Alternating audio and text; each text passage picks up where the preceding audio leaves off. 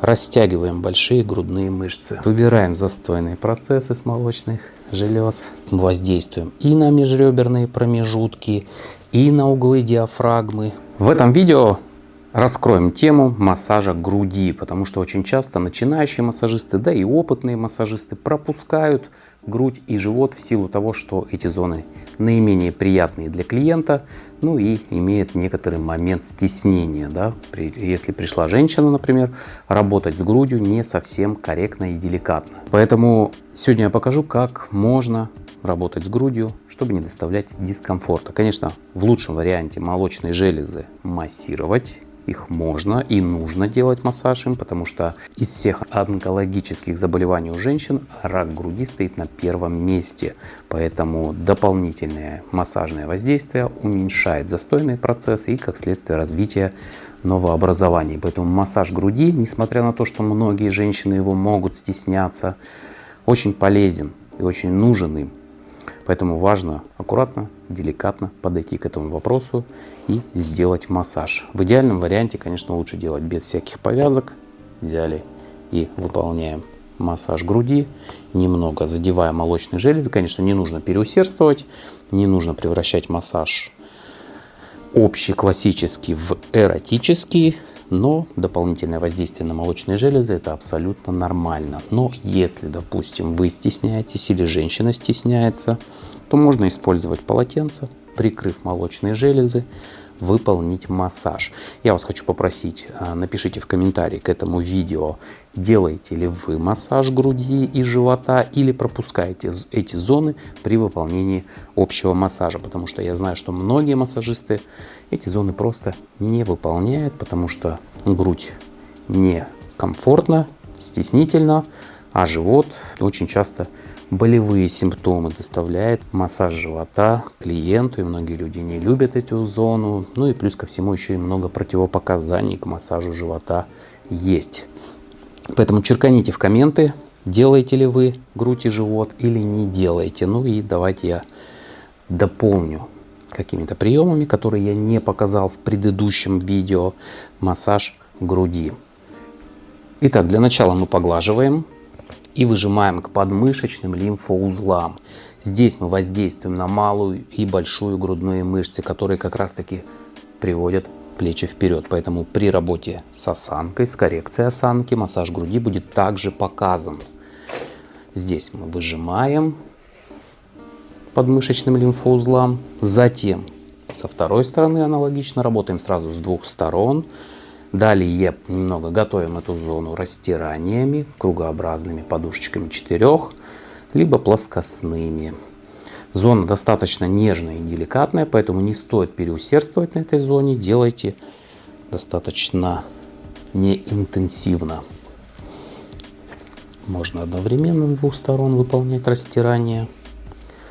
И после этого выполняем серию разминающих приемов. Первый разминающий прием простой. Надавливание. Надавливаем основанием ладони в область первых ребер под ключицу. Надавливаем и немного отводим к плечу. Надавили и отвели. Со второй стороны аналогично. Нажали и отвели. Растягиваем большие грудные мышцы. Достаточно интенсивное, глубокое движение.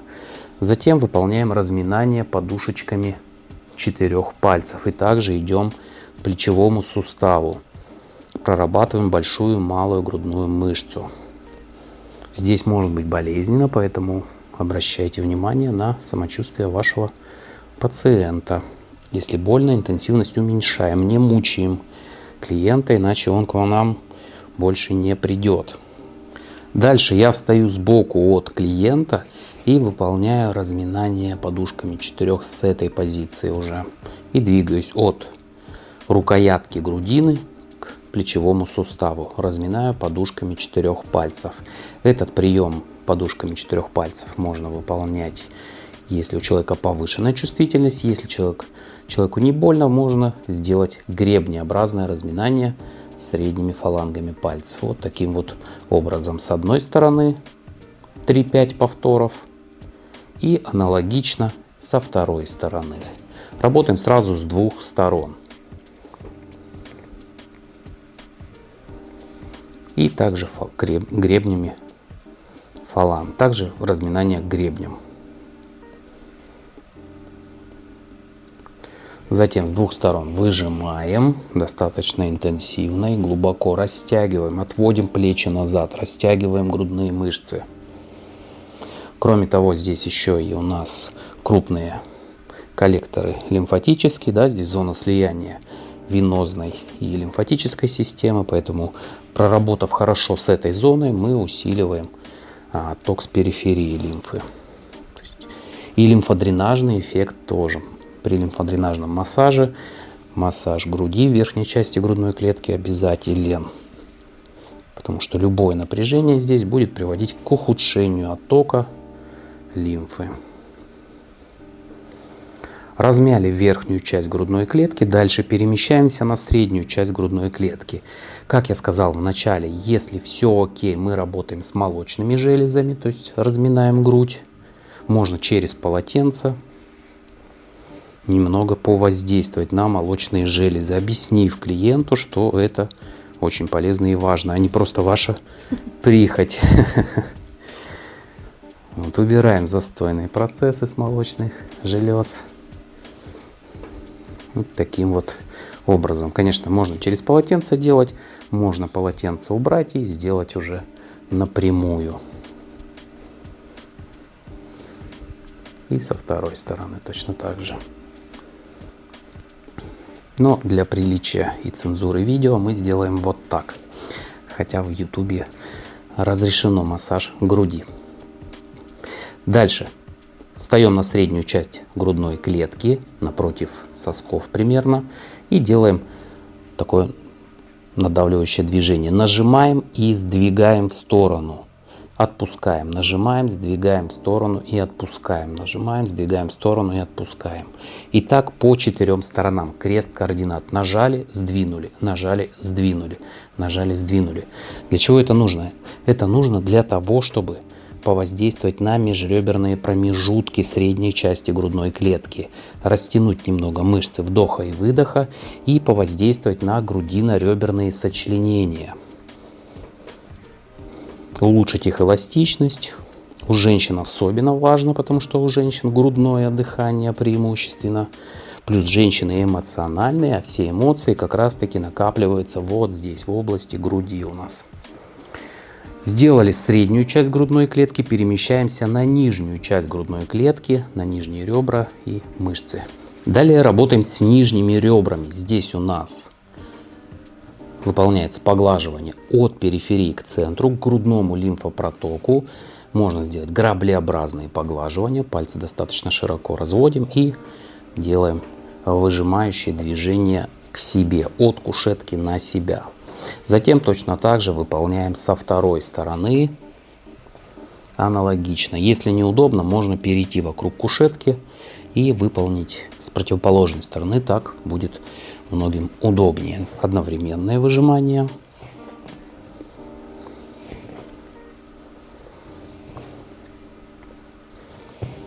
И затем делаем надавливающее движение внутрь тела. То есть берем реберную дугу и вдавливаем ее внутрь.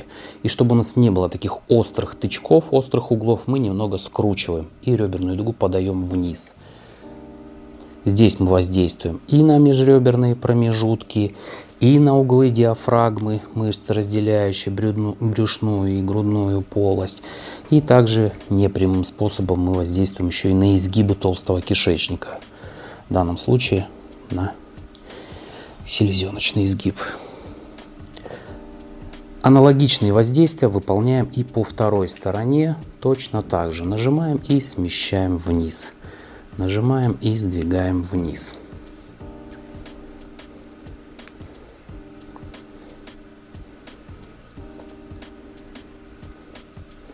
Вот таким вот неспешным образом, попеременно с одной стороны и затем со второй стороны.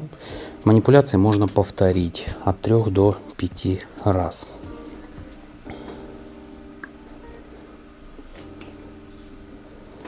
Вот так выглядит массаж грудной клетки. Далее можно сделать еще и диафрагмальное дыхание с фиксацией. Просим человека подышать животом. На вдохе грудь не должна подниматься, человек должен надувать живот и не задерживаем дыхание, выдыхаем. И в области эпигастрия немного фиксируем ладонь. Это тоже будет лимфодренажное такое действие, лимфодренажное движение. Обычно используется в лимфодренажном массаже. И так от 3 до 5 повторов. Не мешаем человеку вдохнуть, не сопротивляемся. Ну а дальше идет массаж живота, который я покажу в следующем видео. Надеюсь, видео было вам полезным и интересным. Черканите в комментарии, делаете ли вы массаж груди в практике общего массажа. По ссылке в описании есть мои видеокурсы, к которым вы можете присоединиться, быть со мной на связи и развиваться в теме массажа. Всем до новых встреч и увидимся в новых видеороликах. Пока-пока.